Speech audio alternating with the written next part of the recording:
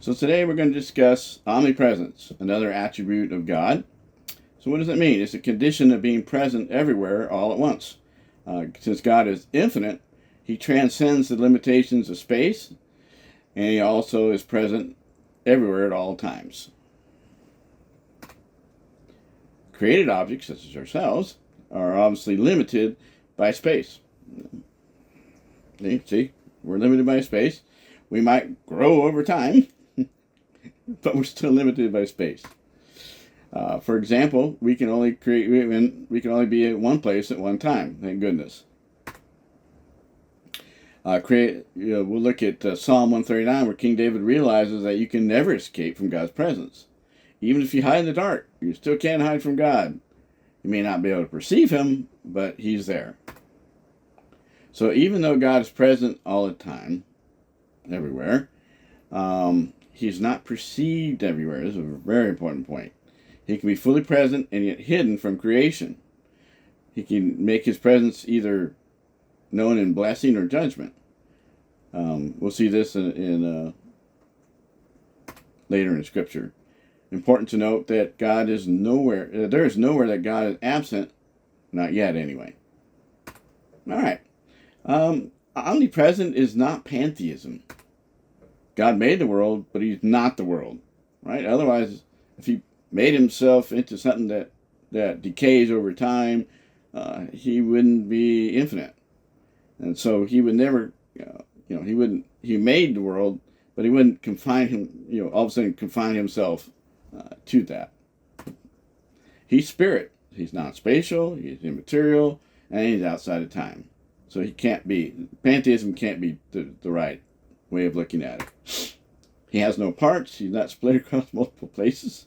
That would be weird. If you're over here, you'd have one piece of God. Then you're over here, you have another piece of God. That would be weird. You'd go, I want the other one. Not true. So all God is everywhere, but he's not part of creation, and therefore pantheism can't be true. Let's look at some examples. 1 Kings 8:27. But will God indeed live on earth? Even heaven, the highest heaven, cannot contain you, much less this temple I've built. Remember, we were saying that God can make his presence known or unknown. So he decides to make his presence known in a temple to certain people, right? The priests who come in and do their thing. That's where he makes his presence known, and that's when he made his presence known. And so, but he's not, as we can see from the rest of it, he's not limited by earth or heaven or anything. Nothing can contain him.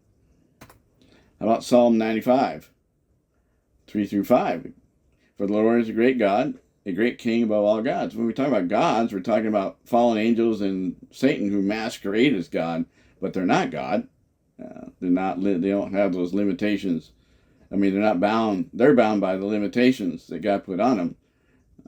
So the depths of the earth are in his hand. The mountain peaks are his. Again, this is a way of saying everything you can think of is covered, right? The sea is his. He made it. The hands formed the dry land. So he made everything. Therefore, he can't be that. You can't make yourself. And here we go. Psalm 139, 7-10. Where can I go to escape your spirit? Where can I flee from your presence? Well, nowhere. If I go to heaven, there you are. If I make my bed in Sheol, there you are. It's a way of saying up here, down here. If you leave in the east, I'm paraphrasing now, or live in the west, same God. Your hand will lead me. Your right hand will hold on to me. I mean, let's face it. If part of God was over here and you didn't like it, everyone would go to the other God, other piece of God, right? So that's why the truth is all of God is available everywhere. All right. Thank you very much.